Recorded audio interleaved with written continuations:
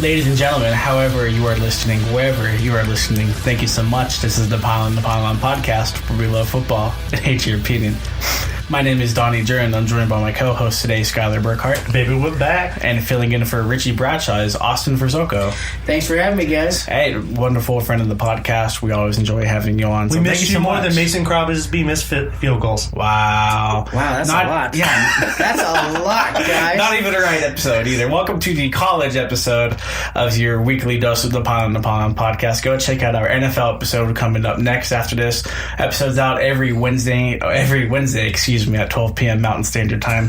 This episode is brought to you by SeatGiant.com. SeatGiant, get your wonderful tickets for sporting events, concerts. Myself and Austin went to the Drake Migos concert last night. That was fun. Yes, we did. That was awesome. Had a great blast. Use promo code PYLON, that's PYLON, for even more great additional savings on any of your ticketing needs. Fellas, we've got a really good college episode ahead of us today. We're going to be talking a little recap of Week 6. We're going to break down the AP Top 10, almost controversial decision. A defensive coordinator out of a Power 5 school is now out and gone. We're going to talk about a little bit of Heisman's. We're going to preview Week 7. Everything under the sun will be talked about today. We're going to go ahead and go over Week 6 of college football. Not a terribly interesting week at all. Alabama took care of business at Arkansas 65-31. Hey, they put up 31 points. That's an accomplishment. That is, yeah, especially on Alabama's defense. So we'll see. I know a lot of people were talking about Missouri potentially doing some damage on the run game against Bama next week. So, and don't forget they got Drew Lock there, too. Very true, yeah. Fingers crossed, baby. Fingers crossed. Fingers crossed. Get out of here. Missouri sucks. Let's not forget that. Hey. We have a great quarterback, but we need some help. Florida with the upset of number 5 LSU in the swamp, 27-19. Florida with a clutch pick 6 within the last 2 minutes of the game to seal that one away. That was a really fun game to watch. But the game everybody's been talking about is going to be number 19 Texas versus number 7 Oklahoma. The Red River Shootout, formerly the Red River Rivalry, came down to the very end. Dicker the kicker, right through the uprights. That last name. Hey, if you're a kicker, that's perfect. Right? It goes really right along with it. No, but a really fun game to watch. High scoring, something everybody can love. And yeah, I think for a rivalry game, it kind of surpassed all expectations that we had. That's what you want to see every Saturday. Yeah. Number 6 Notre Dame went to number 24 Virginia Tech and handled business. Shout out to me for saying that Notre Dame was fake and they were going to lose. Fighting Irish marched into Virginia Tech, beat them 45-23, making me eat my own words. But the one game I did get right, number 13 Kentucky upset at Texas A&M. Texas A&M beat them 20-14 in overtime. Not too many terribly interesting games going down the rest of the top 25. Everybody took care of business. Number 17 Miami beats Florida State 28-27. That was actually a pretty good game. Arizona State almost pulling off the upset bid at Colorado. Lost 28-21. Still forks up over here, though. Hey, forks up here, too. I know. I put ASU to go in there, but, I mean, sometimes Colorado plays good ball. Hey, their quarterback is playing out of his mind. So I just want to ask you, gentlemen, before we kind of get into a breakdown of things ahead, what do we think was the best game of Week 6? I almost think it's consensus. I mean, yeah, it has to be. You know, if you're a college football fan and you call yourself that, just to appreciate the rivalry and the I don't even want to say the hatred, just almost like the mutual respect between Texas and Oklahoma, if you want to call it that. I think the Red River Shootout was by far the best game of Week 6. Yeah, I agree. It was good. It was gritty. It was down to the wire. That's the kind of stuff you want to see. You don't want to see the high scoring or blowouts. You want to see these gritty games where they're fighting for everything. Well, it was a blowout. OU was down 17 at one point. Yeah, OU was down before. I think it was Kyler Berry led them to 3 scoring drives within 3 minutes off of game clock. Man, he took one play. I was watching him. This is my first time watching Kyler Murray live. Really? Yeah. Dude, exciting. He's so exciting, man. I watched him take a typical, he rolls out, he's going to probably take it about 8 yards. He put his foot in the dirt, cut like he was going to take it out of bounds, and then took right up the sideline for 65 yards. Outran the entire defense. To see that athletic ability on a guy who can play either baseball or is going to be a draft prospect in football as well at the professional level. Unreal. Yeah, you were talking. He's got a $5 million deal. $5 million bonus. Yeah, to play in the major leagues. Yeah. And after he's done playing college football, right? So he's going to go right into spring training with them and everything. Yeah, I don't know how the baseball does their drafts. I'm not a baseball fan. but from my understanding, he is set to make a pretty penny because he was drafted, I think, 8th overall by the Oakland Athletics. So he's set to make a pretty penny should he decide to go pro baseball. Yeah, interesting for sure. Yeah, and any other games that we kind of had as a number 2 consensus or? No, that's pretty much it. The that was ASU a great game. Colorado game was exciting. Outside of the fourth quarter was kind of dull. Yeah, did you get to watch that at all? Bits and pieces. Yeah, for sure. I was busy during the game itself, but it was a fun game to watch it. I'm a biased ASU fan, we're not going to lie. I graduated from there, so I thought it was a good game. Yeah, no, go ahead and plug yourself really quick. What do you do? I don't think you've ever plugged yourself on the show. Oh, I do real estate. I'm a realtor. So if anybody needs a house, come to you? Yeah, feel free to hit up the Pylon page. I'll be happy to help you out. Where can they find you at? You can find us at Frizzoco Real Estate Team on Facebook, and you can also hit my direct number up, 623-377-6580. Well, dang. All right, man. All right. All right, so going over the AP top 10 really quick. Alabama, the consensus number 1. They're not moving anywhere anytime soon. Georgia's going to come in at number 2, then followed by Ohio State at number 3, Clemson at number 4. And then here's where we see the kind of shift in the poll, at least for AP voting-wise. Notre Dame moves up 1 spot to number 5 after their win at Virginia Tech. West Virginia shoots up number 3 spots to number 6 after handling Kansas 38-22. Both Washington and Penn State jump up 3 spots to claim number 7 and number 8. The Huskies at 7, Nittany Lions at number 8. Number 9, Texas shoots up 10 spots in the top 25 after winning against Oklahoma to claim the number 9 spot. And number 10, the defending national champions, undefeated UCF, coming in at number 10 to round off the list. Also, what do you think? I don't think we've talked about that. What did you think of them last year? Do you think they should have been in the playoff? Oh, I could tell you the college football playoff. I do not agree with how they do the playoff format with somebody voting on teams to get in.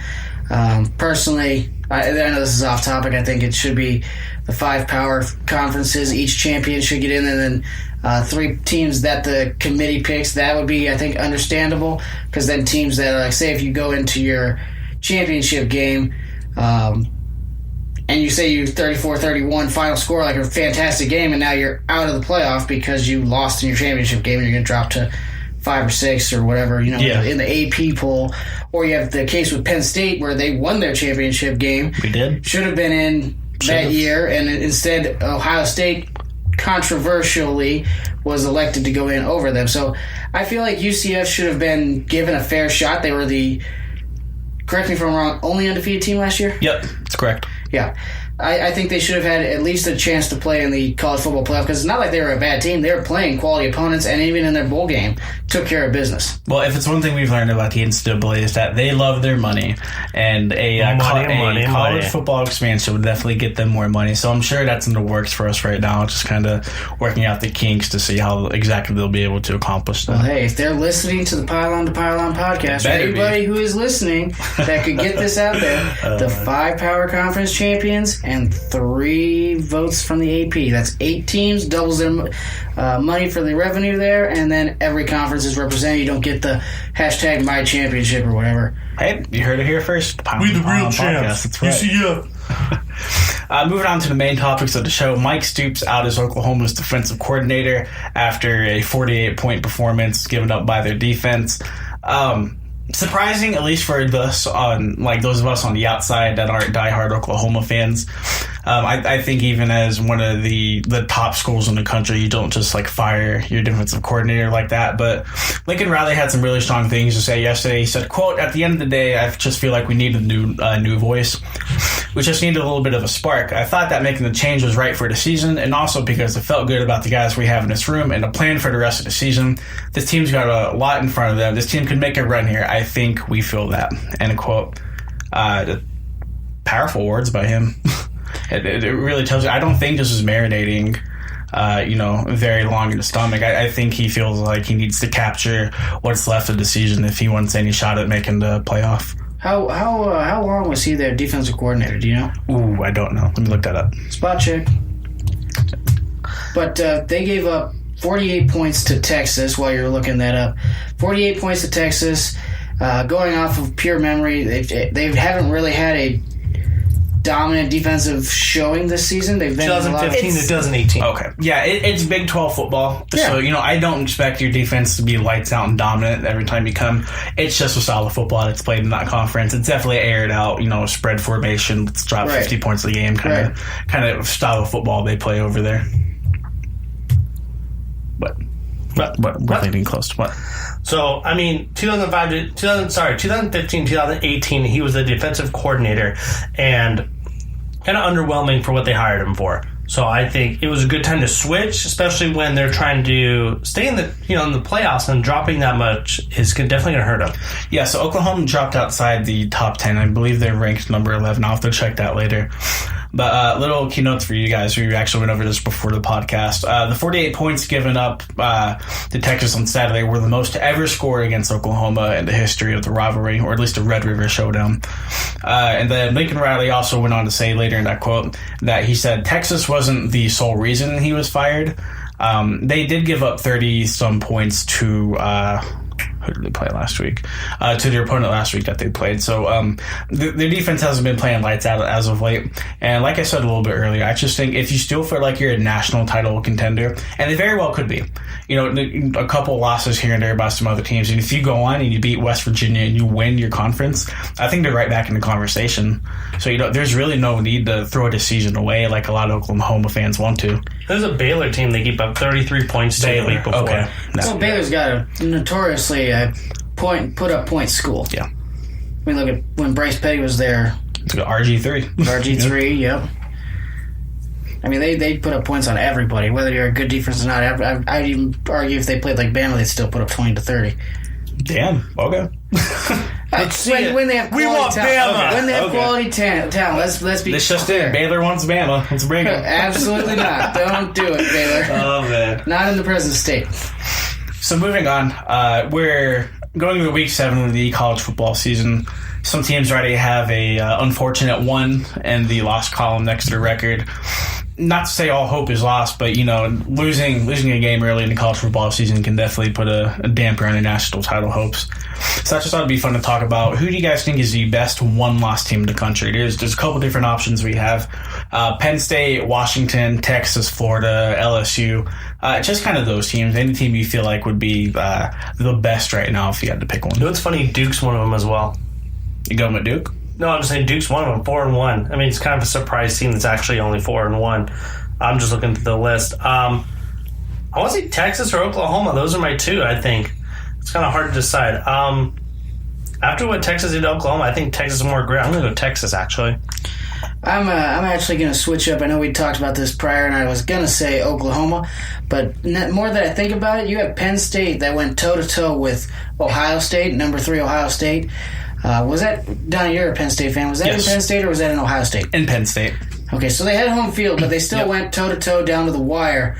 Yeah, we were a BS 4th and 5 read option play call away from beating Ohio State. Yeah. Yeah, I would say they're probably the best one-loss team in the nation right now. Second year in a row, we've had a double-digit lead against Ohio State with under 7 minutes left to play, and we blew it. Yeah, and this year it's even more surprising because you don't even have Saquon Barkley, who is arguably the best offensive player in college football last year. Yeah.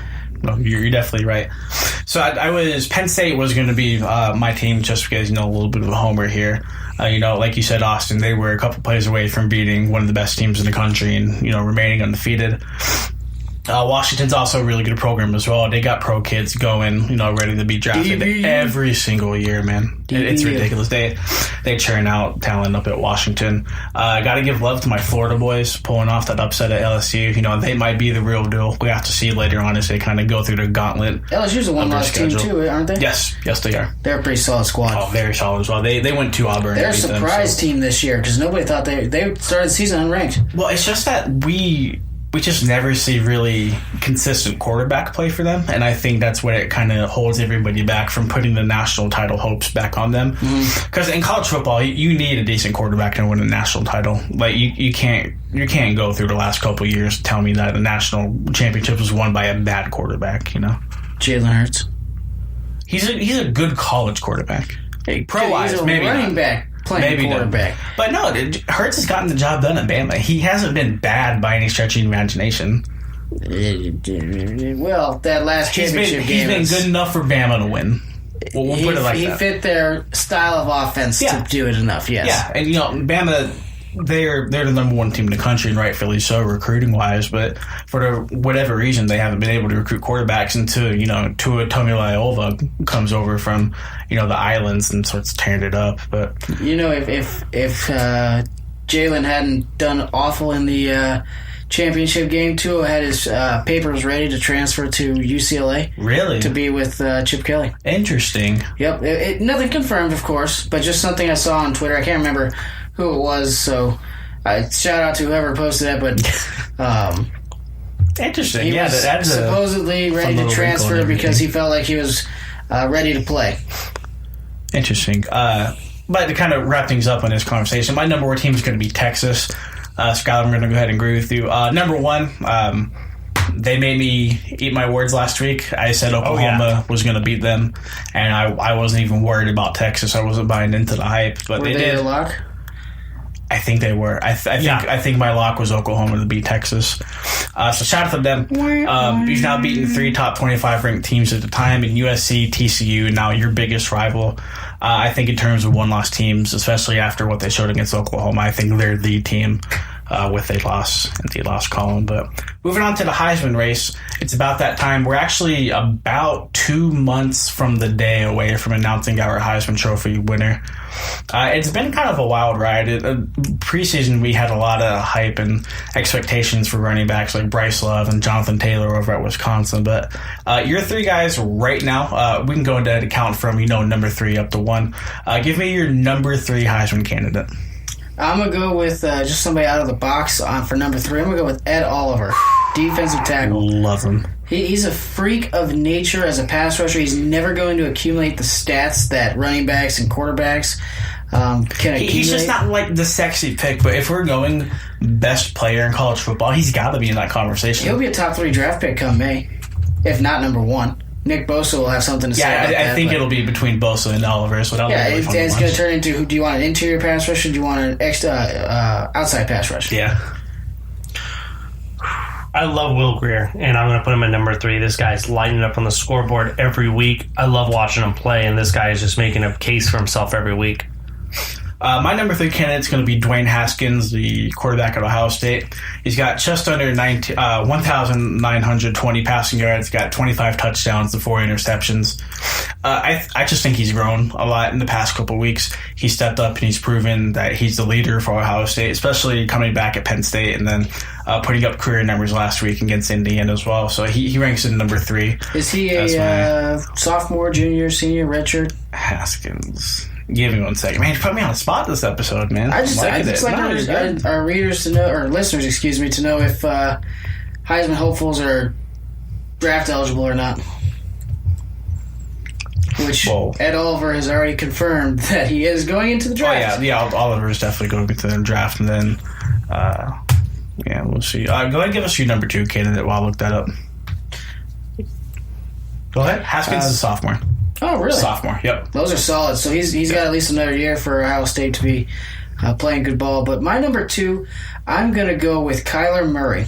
Like I was alluding to earlier, that kid is something else as a quarterback. He's kind of got that Lamar Jackson-esque athleticism with a cannon of an arm and very strong accuracy. He's leading Oklahoma. Basically just how Baker Mayfield did, keeping them right back in the title contention. And I wouldn't be surprised if at the end of the season they're in the top 6 in the final AP poll voting. So I'm going to go with Kyler Murray as my number 2. He's a redshirt junior, and he is draft eligible.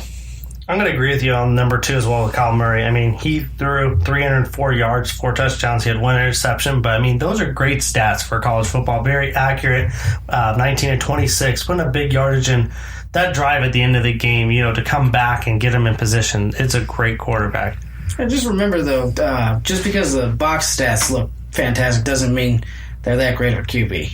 Oh, definitely. And I think one of the worst things you could do is kind of, like our co-host Richie says, box scout. Yep. You don't just look at the box scores and kind of dictate, whether or not a player is good just by his numbers. Numbers don't tell everything. You actually like a Blake Bortles. Right, yeah. You actually need to pop in the game tape and watch how they play and all that good stuff. Mm-hmm. Kyler Murray is going to be my number 2 as well. He's been just tremendous. Been lights out. Dude's a video game character in real life. What he's done for Oklahoma, I think he's one of the sole reasons they're where they're at right now, despite the loss at Texas. I think he's the only reason that they were even able to get back in the game against the Longhorns. 21-3 touchdown to interception ratio. He's got 5 extra touchdowns on the ground as well, so he's definitely proven he can do it all. Number 1 should be consensus. There's not really a whole bunch to talk about, I feel like. Who's your number 1? Tua! Skyler, who's your number 1? All right, Tua. Tua's the guy. He's just taken Bama to new heights, and it's crazy to think they even had that much more room to grow. As a Bama quarterback is number 1 right now. Just sit on that. You don't hear that ever. They finally have a passing game to go with that ground and pound, and if you decide you want to stop the ground and pound, he can take off and run too. Yeah, 18 touchdowns, 0 interceptions. He's not asked to do a whole bunch of that offense because Bama's still got a stable of 5-star running backs, ready to get the ball handed off to him. And then even Jalen Hurts is getting the ball thrown to him a couple times a game, or vice versa, sorry. But yeah, they're just... He's got Bama looking scary right now, and like I said a little bit earlier, that's a problem for teams running to the Crimson Tide as of late, so we'll see about that. I wish we had NCAA football back on. Man, you're telling me. Gaming, dude. It would be so piss me off, to play with Tua or Kyler. Don't make it keep going again. Don't do it. Don't do it. I mean, I wish we could play with them. They'd be so electrifying to play with. I saw where somebody was modding Madden 19 to look like NCAA football, and then they were working on that. It's probably only on PC though. Well, you can mod it. You can't mod it on console. I don't play it on PC, but in Madden 19, you can download upload a draft class from user generated, and they have like all the college players for that are draft eligible.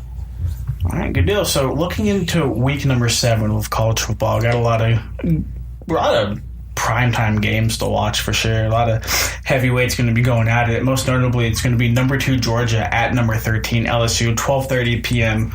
Mountain Standard Time kickoff. Who you guys got? Georgia. I got Georgia too. I think the loss at Florida last week is going to speak volumes to the kind of team LSU is. And, there's just such an up and down ball club, to be honest. And, even without Les Miles as head coach. And Ed Orgeron's done a pretty good job then at Death Valley. So I think had this game been at night in Death Valley, I might have taken the Tigers just because it's a completely different atmosphere over there. Really? Yeah. Oh yeah, dude! Nighttime games at LSU were something else, man. It's a literal night and day difference between it. So yeah, I'll go ahead and take Georgia as well as you guys. So we got number 17 Oregon hosting number 7 in Washington. It's going to be starting actually the same time as the Georgia LSU game. Washington, they're a good football team. Well, I'm going to go Washington too, but I'm going to say it's going to be a very close game. I was about to say, no, I'll take Herbert at home with the Odds and Zoo behind him, so I'll take the home team. Oregon's kind of returning, not quite to their Mariota, Black Mamba, Michael James, Chip Kelly teams. I think they're getting back there for sure. I think the recruiting trail is still well in a line for Oregon, and as long as they're able to move to football, I mean, I like their chances against most people. Yeah, I mean, they just got to continue playing good football. They're in a weaker conference, I should say. No, they are. In the Pac-12. So they can really, if they make some noise, they can potentially be making some more noise in January. Good deal. So the last game we're going to talk about, the last big game, number 15 Wisconsin travels to Ann Arbor to take on number 12 Michigan. That game is going to start at 4:30 p.m. Mountain Standard Time. It's going to be nationally televised. Who we got? That's actually going to be my favorite game to watch this week. I'm going to go with Wisconsin in a nice black and blue game. I think it's going to be a ground and pound type of a game between the two schools and just line up and play smash mouth football. I agree. I think Wisconsin's going to get it done. I don't believe in Michigan football. I said the same thing about Notre Dame, and I said the same thing about Texas last week, not believing them. I don't believe in Michigan football, so I guess I'm going to go reverse psychology here. I think Michigan at home. I think this is going to be a really good game. And Austin actually brought up a good point that the winner of these two teams are probably going to vie for Ohio State to get a spot in that Big Ten title game. Winner of these not two, Big 12 title game. Big winner 10 of title these game. two, and then you'd have Penn State and Ohio State at that point, because Penn State will get to crack at both of them, and then winner will play the Ohio State. Yeah. As long as pending Ohio State wins out, of course. All right, gentlemen, give me your ice cold, stone cold Steve Austin locks of the week. My stone cold lock of the week is going to be Colorado, number 19, over USC. Skyler, who's your stone cold? It's going to be South Carolina over 22 ranked Texas A&M. Okay. My stone cold lock of the week would be not only does number 2 Georgia go at number 13 LSU into Death Valley and win, they win by double digits. Double digits as in 10 or 15? 10. Over double digits. Okay. Yeah, you gotta throw in a little prop bet over here. 10.5. I'll go and give you that 0.5. Austin, who's your upset of the week? Big upset. My big upset of the week. I'm going to have Baylor beating Texas. Okay. I feel like Texas is going to go into the game all pumped up. We just stomped on Oklahoma. I'm hearing a trap game is what you're saying. I think it's a screaming trap game. Okay. I would agree with you, but man, Texas has proven me wrong multiple times this year, so I can't say anything about that burnt orange. They've never beaten Oklahoma like they did with Oklahoma as high as they were. Yeah. Skyler, who's your upset of the week? So I'm going to really throw you a loop. You're probably going to be mad at me. I'm going to take Michigan State over Penn State. The reason being, I think Michigan State's going to come out showing better football this week. Penn State's going to be sleeping on it, and Michigan State's going to come out on top. It's going to be a close game, but I think Michigan State comes on top. It's definitely possible. Michigan State's a good football team. I don't know why everybody keeps... But they're so up and down, though. When they started the season. I know they got some kids over there. I thought when you were saying it like that, I thought you were going to say Mizzou over Bama, and I was about to just flip this table. No, I know my expectations. They ain't being Bama. I don't even know if this would be considered an upset. Like, ranking-wise, it might be, but I'll go ahead and take USC over number 19 Colorado. USC's playing at home, and I just think they have the talent to beat Colorado. What? Oh, so you're going to go against my Stone Cold? Yeah. All right, whatever. I see how it is. Yeah. What's up? What's up, Doug? What's up? Oh, man. Gentlemen, another phenomenal podcast. If you want to go ahead and listen to us more, you can find us on Twitter at the PTP Podcast. It's also going to be our Instagram name as well. Hit us up at Gmail for any questions, comments, concerns, ideas, suggestions, where to email us. The turnover chain you might, make for us. It's going to be turnover gains. Yeah, I didn't like that. And you didn't like that? Neither did Herm Edwards, apparently. That was so sweet. We got enough of my house. We got enough games. You know what they gotta do? They gotta have Sparky doing those curls now. Yeah. I'd have Sparky freaking out there curling that bar. You can find us anywhere over social media. Go ahead and give us a 5-star review. Please and thank you on iTunes. We can certainly use it. Listen to us on Spreaker as well. If you're just now tuning in, this is the Pile on podcast, the college episode. We also have an NFL episode that comes out every week as well. So go ahead and listen to that. If you haven't, you got 2 episodes out of the way. Phenomenal. Have a very productive day. My name is Donnie Druin. Skyler Burkhart. Austin Brazoka. And this has been the Pile on Podcast.